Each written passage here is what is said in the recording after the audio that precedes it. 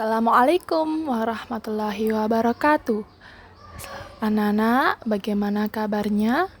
Semoga soleh-soleha selalu dalam keadaan sehat walafiat, tetap semangat dan tetap menjaga kesehatannya.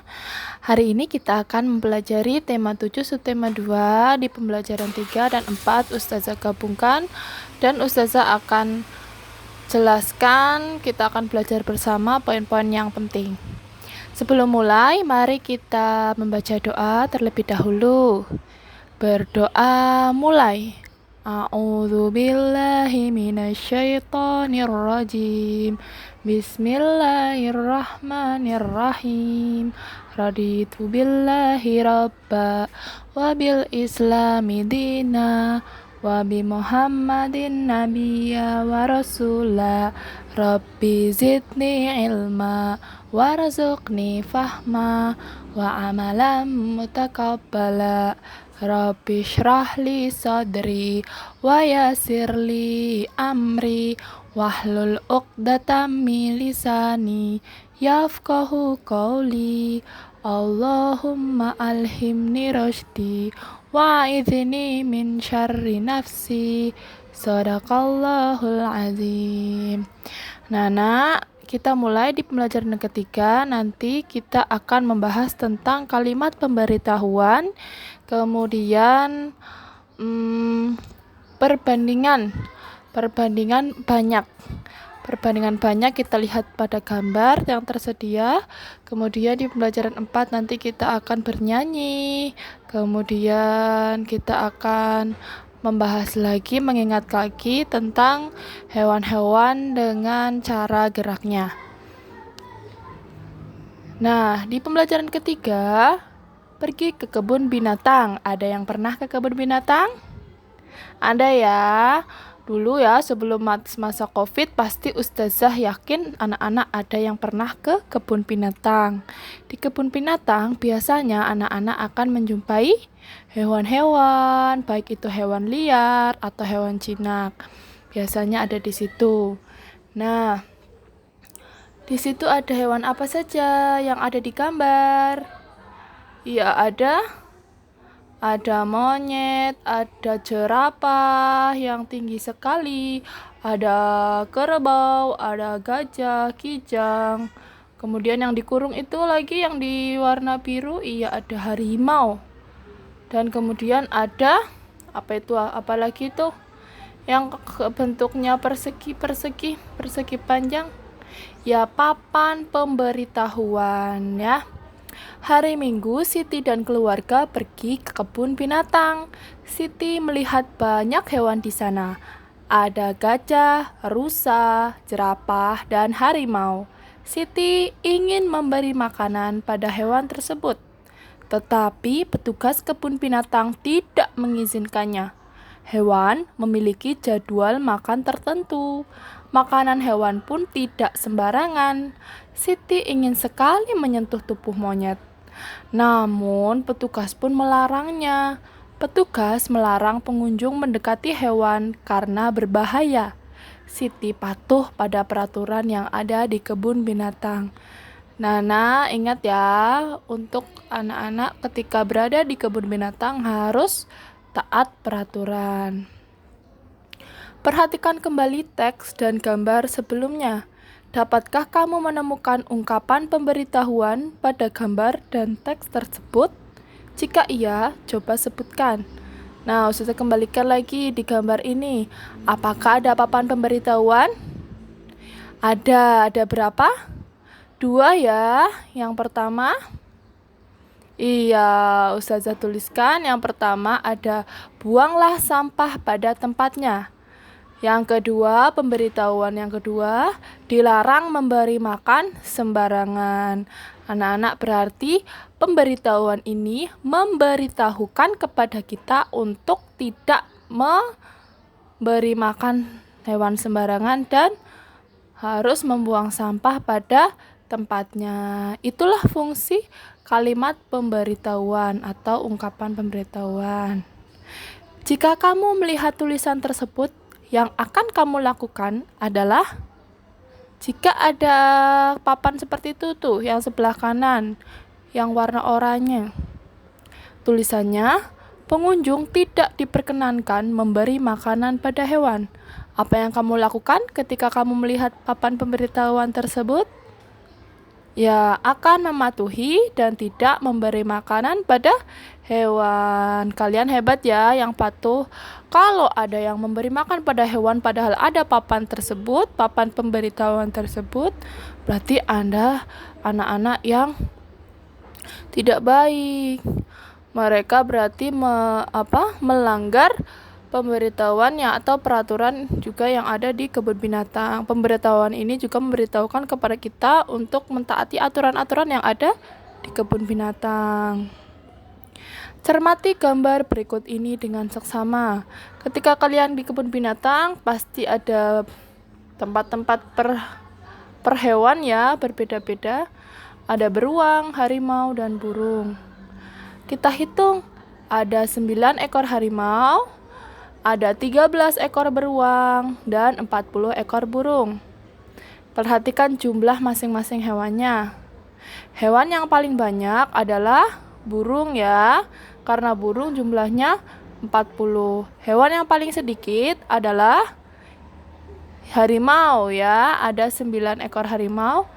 Banyaknya beruang lebih banyak dari harimau. Kalian lihat beruang, jumlahnya ada 13. Harimau ada 9. Berarti beruang lebih banyak dari harimau. Urutan hewan dari yang paling banyak adalah yang paling banyak. Urutan hewan yang paling banyak, kamu lihat angka yang di sebelah kiri atas itu. Hewan yang paling banyak jumlahnya yaitu burung dulu, setelah burung beruang, setelah beruang baru harimau. Kalau urutan hewan dari yang paling sedikit, kamu ambil dulu, kamu sebutkan yang paling sedikit. Iya, harimau dulu, kemudian beruang, kemudian burung. Urutannya seperti itu ya. Nah, ada pertanyaan. Ada 35 ekor ulat, 15 ekor kupu-kupu, dan 45 ekor ikan. Di gambar ada ya. Hewan yang paling banyak adalah hewan apa? Ya, ikan. Jelas sekali. Hewan yang paling sedikit adalah kupu-kupu. Pinter. Lagi, titik-titik lebih banyak dari ulat. Kamu lihat yang lebih banyak dari ulat jumlahnya mana?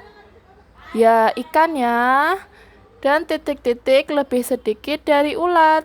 Yang lebih sedikit dari ulat, kupu-kupu. Pinter. Urutan hewan dari yang paling banyak adalah yang paling banyak dulu ikan, ulat, dan kupu-kupu. Sekarang dibalik. Hewan yang paling sedikit, balik saja. Kupu-kupu, ulat, dan ikan. Seperti itu. Lagi ada 2 ekor, ada di nomor 2 ada 34 ekor ayam, 50 ekor bebek, dan 6 ekor jerapah. Lagi pertanyaannya, hewan yang paling banyak adalah hewan bebek ya, yang paling banyak. Kalau hewan yang paling sedikit, jerapah. Pintar. Lagi, titik-titik lebih banyak dari ayam. Yang lebih banyak dari ayam, bebek. Sekarang yang lebih sedikit, jerapah. Paham ya? Lagi. Nah, ini urutan hewan dari yang paling banyak adalah bebek, ayam, jerapah. Kalau urutan hewan dari yang paling sedikit adalah dibalik saja. Jerapah, ayam, kemudian bebek. Lagi ada 15 ekor monyet, 53 ekor kura-kura, 16 ekor ular. Hewan yang paling banyak hewan apa? Ya, kura-kura. Hewan yang paling sedikit? Iya, monyet. 15. Sekarang titik-titik lebih banyak dari ular. Yang lebih banyak adalah kura-kura. Yang lebih sedikit dari ular, monyet. Pinter, paham ya? Nah, kalau urutan hewan dari yang paling banyak adalah titik-titik. Yang paling banyak mana? Kura-kura dulu, baru ular, kemudian terakhir monyet. Kalau yang urutan hewan dari yang paling sedikit adalah monyet, ular, kemudian kura-kura. Paham ya anak-anak?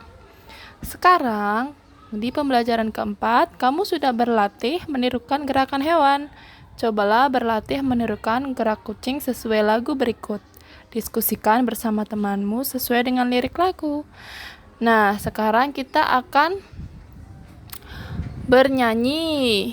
Ya, kita akan bernyanyi dengan menari. Untuk menarinya nanti kita praktekkan di sekolah.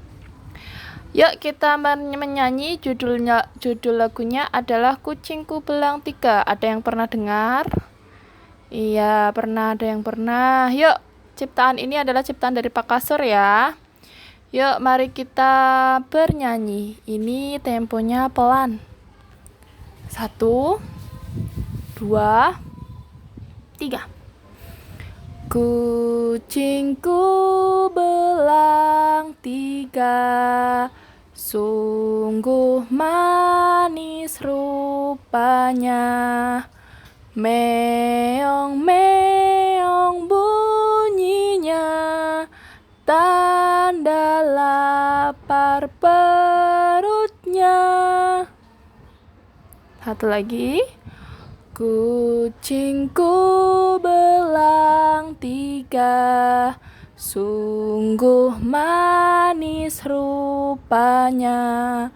Meong, meong bunyinya, tanda lapar perutnya. Nah, seperti itu ya anak-anak. Lagunya dinyanyikan dengan tempo yang pelan. Bagaimanakah cara temanmu memperagakan gerak kucing sesuai lirik lagu? Bagaimana ya gerakan kucing menari ketika kita bernyanyi lagu Kucingku Belang 3 tadi? Buatlah ungkapan pemberitahuan. Isi ungkapan mengenai gerak kucing yang kamu tiru. Lakukan kegiatan secara berpasangan. Sampaikan secara langsung ungkapan pemberitahuan kepada temanmu. Tulislah kalimat yang disampaikan temanmu setelah mendengar ungkapan pemberitahuan yang kamu sampaikan. Lakukan secara bergantian. Nah, setelah kita melakukan gerakan menari dengan bernyanyi, mari kita buat ungkapan pemberitahuan. Anak-anak bisa melihat contohnya yang ada di buku paket. Siti berkata, untuk menunjukkan gerakan kucing kelaparan, letakkan kedua tanganmu di perut, bukan di samping badan Lani. Dia memberitahu Lani. Lani pun menjawab, oh begitu Siti, baiklah. Nah, Siti ini memberitahukan kepada Lani bahwa gerakan kucing saat kelaparan itu meletakkan tangannya di perut, bukan di samping.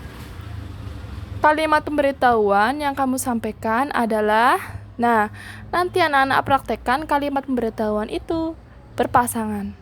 Untuk menunjukkan gerakan kucing kelaparan, letakkan kedua tanganmu di perut, bukan di samping badan Lani. Seperti itu ya. Kemudian, nama temannya tadi Lani. Tanggapan temanmu, oh begitu Siti, baiklah.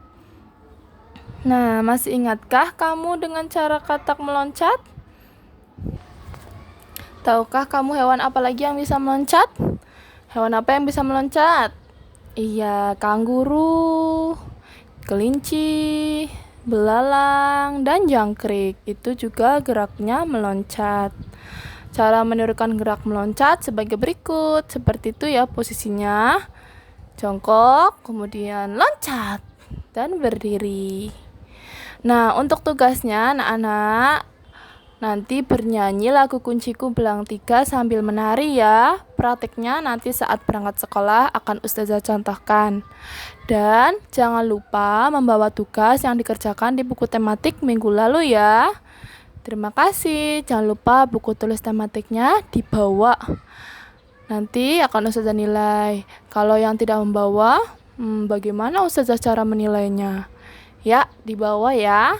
Terima kasih. Cukup sekian. Mari kita berdoa sesudah belajar. Bismillahirrahmanirrahim.